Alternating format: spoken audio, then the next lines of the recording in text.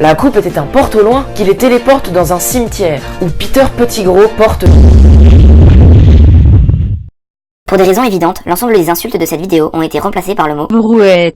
Merci de votre compréhension. Hey, salut et bienvenue dans cette nouvelle vidéo. Si t'es nouveau, tu peux t'abonner et activer la cloche. Et les autres, vous pouvez aussi mettre un pouce bleu et un commentaire. Bon allez, je vous retiens pas plus longtemps, bonne vidéo.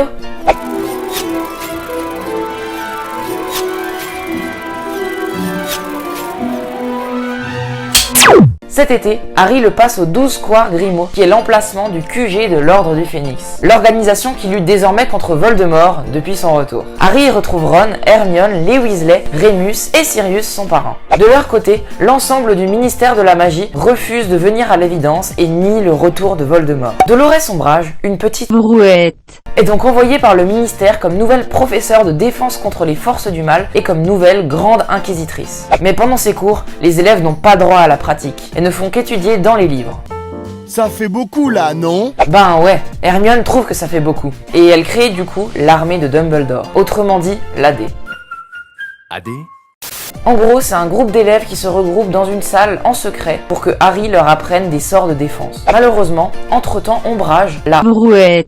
a découvert leur cachette et les punit sévèrement pour ça. Plus tard dans l'année, Harry fait un rêve particulièrement réaliste, dans lequel il voit Sirius, son parrain, se faire torturer par Voldemort au ministère. Et la seule manière pour lui de communiquer avec son parrain est de mettre sa tête dans la cheminée d'Ombrage.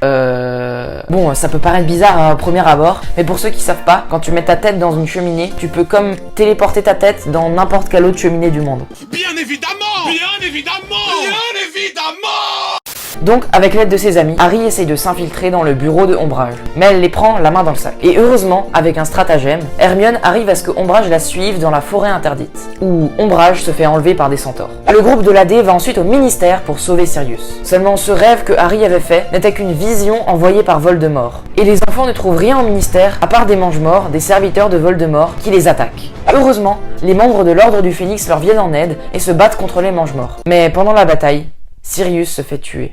Oh non, mais pas mon perso préféré quand même.